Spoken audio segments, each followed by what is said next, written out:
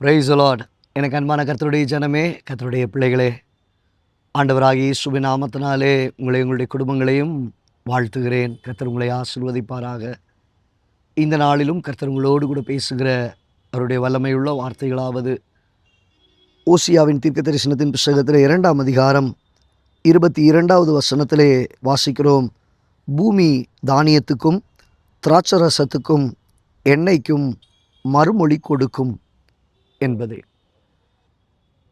இந்த இடத்துல கர்த்தருடைய வார்த்தையை நாம் தியானிக்கும் போது, பூமியானது உங்கள் வாழ்க்கையில் அது மறுமொழி கொடுக்கும்.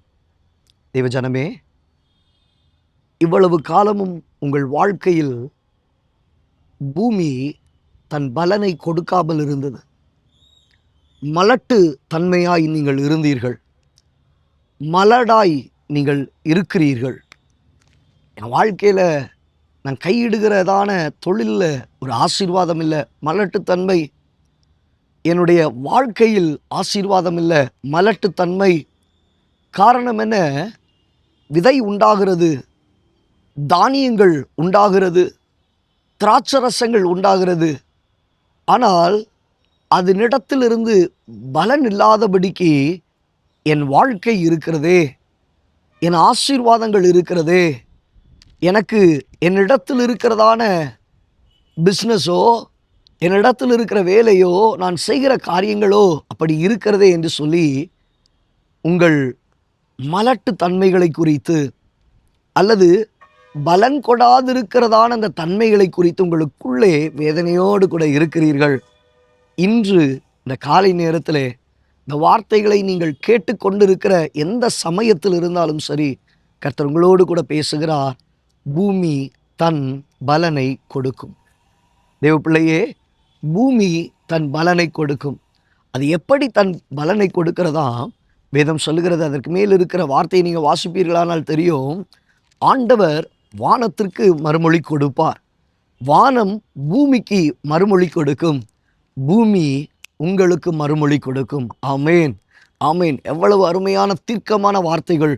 இன்றைக்கு கர்த்தர் வானத்திற்கு மறுமொழி கொடுப்பார். வேதம் சொல்லுகிறது, நன்மையான எந்த ஈவுகளும் பூரணமான எந்த ஒரு வரமும் பரத்திலிருந்து உண்டாகி சோதிகளின் பிதாவினிடத்திலிருந்து உங்கள் வாழ்க்கையில் அல்லவோ அது கடந்து வருகிறது. இன்று இந்த நேரத்தில் இந்த வார்த்தையை கொடுக்கும் போதே உங்கள் வாழ்க்கையில் இருக்கிற எல்லா மலட்டு தன்மைகளையும் கர்த்தர் மாற்றி போடுவாராக. பலன் கொடாது இருக்கிற எல்லா தன்மைகளையும் கர்த்தர் மாற்றி போடுவாராக. சகல வித நீங்கள் கையிட்டு செய்யும் காரியங்களிலும் உங்கள் சரீரத்திலும் பெயர் சொல்லி அழைக்கிறவர், உருவேற்படுத்துகிறவர், பலன் கொடுக்கும்படியாய் காரியங்களை உங்களுக்காக நடப்பிக்க செய்வார். பூமி தன் பலனை கொடுக்கும்படி செய்வார். உங்கள் வாழ்க்கைகளில் இல்லாதவைகள் உருவாகும், நன்மைகள் ஏற்படும், ஆசீர்வாதங்களை நீங்கள் சுதந்தரிப்பீர்கள். கர்த்தர் உங்கள் கண்களால் அதை காணும்படி, உங்கள் கைகளால் பெற்றுக்கொள்ளும்படி, உங்கள் வாழ்க்கையில் அனுபவிக்கும்படி கர்த்தர் செய்வார். கண்களை பிடிச்சு ஜெபிக்கலாமா? நல்ல தகப்பனே, இந்த வார்த்தைகளை கேட்டோம்டைய பிள்ளைகளுடைய வாழ்க்கையில் பூமி பலனில்லாமல் இருக்கிறது, தேசம் பலனில்லாமல் இருக்கிறது, அவருடைய சரீரம் பலன் இல்லாமல் இருக்கிறது. உடைய வாழ்க்கைக்கு வேண்டிய சகல பலனையும் சகல ஆசீர்வாதங்களையும் கர்த்தர் நீர் அந்த மலட்டு தன்மைகளை உடைத்தெறிந்து பலன் கொடாதிருக்கிற தன்மைகளை முறித்து போட்டு கர்த்தர் வானத்திற்கு மறுமொழி கொடுத்து, வானம் பூமிக்கு மறுமொழி கொடுத்து, பூமி ஜனங்களுக்கு மறுமொழி கொடுக்கத்தக்கதாய் வாசல்களை திறப்பீராக, வழிகளை திறப்பீராக, நன்மைகளை உண்டாக்குவீராக. இயேசுவின் நாமத்தில் பிதாவே, ஆமேன், ஆமேன். அன்பான தேவஜனமே, தேவனாகிய கர்த்தர் உங்களுக்கு மறுமொழி கொடுப்பார். பூமி உங்களுக்கு மறுமொழி கொடுக்கும், வானம் மறுமொழி கொடுக்கும்.